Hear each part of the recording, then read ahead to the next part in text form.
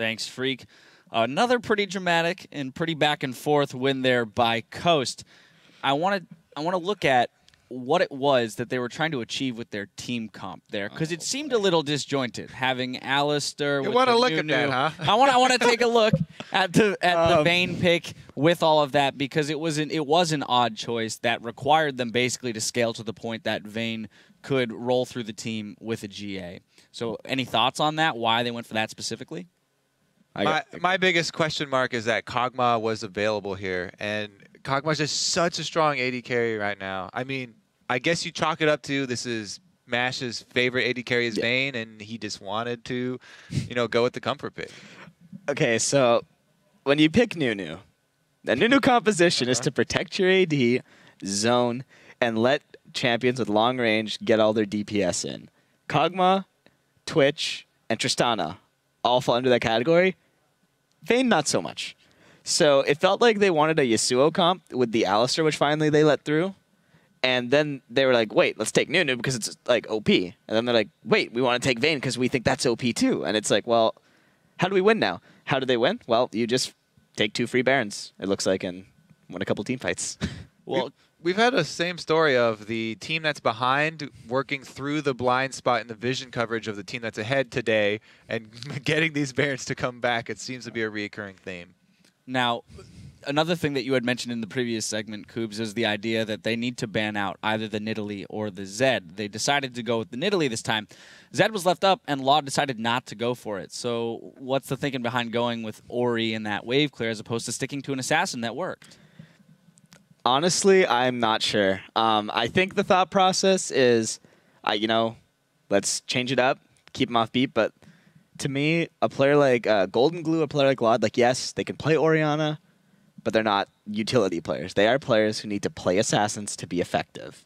And I think it shows when Laud is on an assassin, he is far more effective. It's not that his Orianna is bad by any means. It's just on assassins, he's probably 100 times better. And so, especially in this game coming up, I think he has to go back to it if it's open.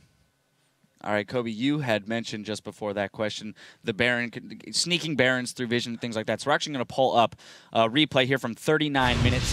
Baron fight followed immediately by a 3-0 team fight. So if you could just walk us through this one. All right. Well, let's roll the clip then and see what unfolds. As you can see, no vision there for Team LoL Pro. Oh, this is the one, actually. So Kha'Zix with 0 mana. Even if he got a 1v1 with Yasuo right there, he would lose that 1v1. That was a 100% suicide mission right there. Might have been a misclick. And then this is, they got the Baron, and it's easy for Vayne to clean this up. Vayne is very good at running people down, especially when she does have the Blood Boil of Nunu. So and she's got the passive on top of the Blood Boil. Yeah, it's insane movement. If you dangle that advantage out in front of them, the team with the Vayne is gonna jump on it very quickly. I feel like Heaventime was like, guys, watch this. Just kidding. I have no mana. So that's unfortunate, but it happens. Well, so now we find ourselves in a 2-1 situation. Kubz, you actually found yourself in this very same situation back when you guys were running through this tournament. When you're down 2-1 in a best-of-5 series and you know you need to pick up the next 2 games, what's that like? What are you, especially as a coach or as a mentor, what are you telling your team that they need to think about going into these next 2 matches? Gotta give them a lot of whipped cream, Dash, a lot of whipped cream. But, it's 2-1.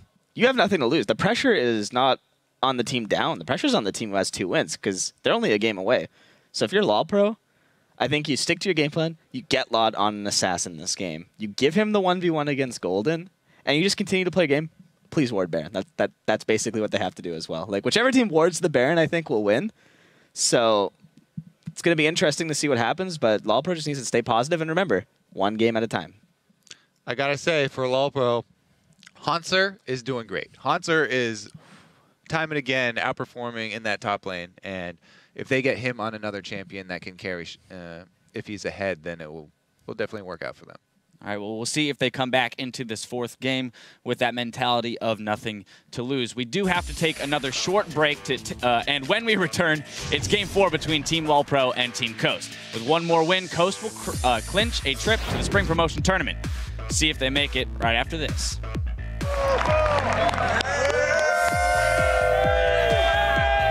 Crux nearly goes down, but there's the two-man Yasuo ult. But Toy forced to run exhaust on signature mash. Down goes Heaven Time, 5v4. Coast gonna go Oh in. my God! Three-man Shockwave, double kill though for Mash.